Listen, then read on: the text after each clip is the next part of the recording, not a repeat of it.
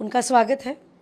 देश की आदरणीय प्रधानमंत्री जी जो विश्व गुरु है सही मायने में, उनको देख के, उनके काम को देख के, उनसे अनुप्राणित होके अगर ये एनडीए में शामिल हो रहे एनसीपीआई के जो सांसद हैं, उनका स्वागत है। हम आशा रखते हैं कि अपने अपने क्षेत्र में और अपने अपने जो जगह है, जो लोकसभा कॉन्स्टिट्यूएंसी है, वो एनडीए जैसे काम करती है लोगों के लिए, वैसे ही वो काम करेंगे। उनका स्वागत है। देश की आदरणीय प्रधानमंत्री जी जो विश्व गुरु है सही मायने में, उनको देख के, उनके काम को देख के, उनसे अनुप्राणित होके अगर ये एनडीए में शामिल हो रहे एनसीपीआई के जो सांसद हैं, उनका स्वागत है। हम आशा रखते हैं कि अपने अपने क्षेत्र में और अपने अपने जो जगह है, जो लोकसभा कॉन्स्टिट्यूएंसी है, वो एनडीए जैसे काम करती है लोगों के लिए, वैसे ही वो काम करेंगे। लेकिन टीएमसी हो, अभिषेक बनर्जी हो, तमाम जो अपोजिशन हो, इस मीटिंग पे सवाल उठा रहे हैं। खासकर जो एनसीपीआई के एमपीज उधर मीटिंग कर रहे हैं काकोली घोष के नेतृत्व में, उनके ऊपर सवाल उठा रहे हैं। अभिषेक बनर्जी ने तो लेटर भी लिखा कि डिस्क्वालिफिकेशन पे थोड़ा अर्ली डिसीजन लिया जाए स्पीकर को। कैसे देख रही हैं आप? मतलब अभिषेक बनर्जी चाहते हैं चित भी उनकी पट भी उनकी। ये जो इतना चिंता की बात थी, तब ये जब 2021 के पहले लगातार भारतीय जनता पार्टी का चुना हुआ विधायक को यही अभिषेक बनर्जी और ममता बनर्जी यानी कि बुआ और भतीजा मिलके ज्वाइन करवाया, और विधानसभा के अंदर उनकी गिनती की जाती थी भारतीय जनता पार्टी के विधायक के ओर से, और बाहर ये तृणमूल बन जाते थे।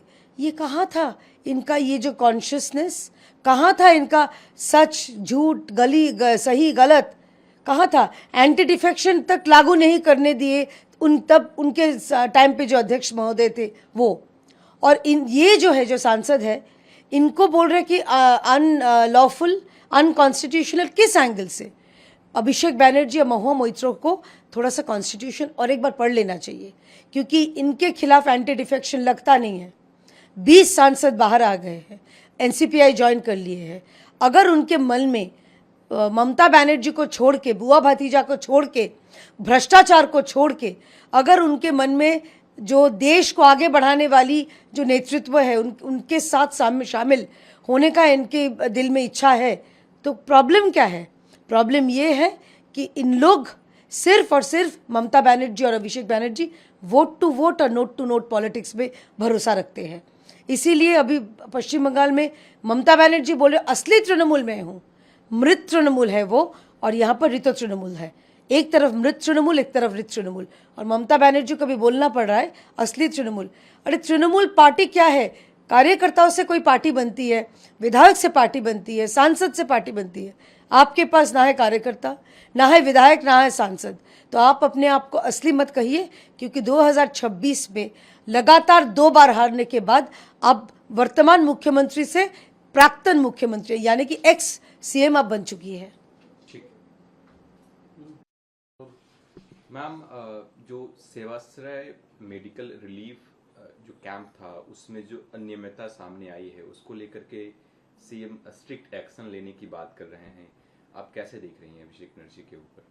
देखिए, वो उसका नाम सेवाश्रय से चूड़ीश्रय होने से अच्छा होता, क्योंकि वहाँ पर सिर्फ और सिर्फ चोरी होती थी। सेवाश्रय, उन्होंने सेवा का नाम पे उन्होंने चोरी का बिल्कुल स्कैम का खड़ा बना दिया। इतना दरिंदा इंसान कोई हो सकता है? समझ में नहीं आता है कि जहाँ पर देखो वहाँ पर भ्रष्टाचार। यानी यहाँ पर तो सेवाश्रय यानी कि कितने लोगों की पैर चली गई, कितने लोगों को आंखें चले गए, और जो दवाई, सरकारी दवाई, वो बेच के प्राइवेट में बेच रहे थे। इतना बड़ा घोटाला, इतना बड़ा स्कैम। माँ माटी मानुष का पार्टी कह के ये ना माँ का रहा, ना माटी इन्होंने सम्मान किया, और मानुष का तो छोड़ो ही मत।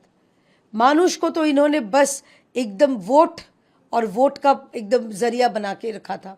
और सुनने में ये भी आया है सूत्रों से कि अभिषेक बनर्जी जो विदेश में जाने वाले थे, जो ट्रीटमेंट के पेपर्स दिखाए थे, जिनके ऊपर आदरणीय सम्मानीय जज महोदय ने फटकारा भी था कि आप पश्चिम बंगाल में ट्रीटमेंट करवाओ। सुनने में ये भी आया कि वो जो डॉक्टर के रजिस्ट्रेशन नंबर जिनका दिखाया था वो भी फेक है। मतलब एक पूरा कितना इन लोग फेक कर सकते हैं। जैसे इनकी बुआ का फेक डिग्री था ईस्ट जॉर्जिया का, जैसे इनका एक ऐसा इंस्टीट्यूशन से पास किया था MBA जो फेक निकला, फर्जी निकला, और अब जो डॉक्टर को दिखाने की बात में जा रहे थे उनका रजिस्ट्रेशन फेक। तो इनका असल में टारगेट क्या था? देश से भागना।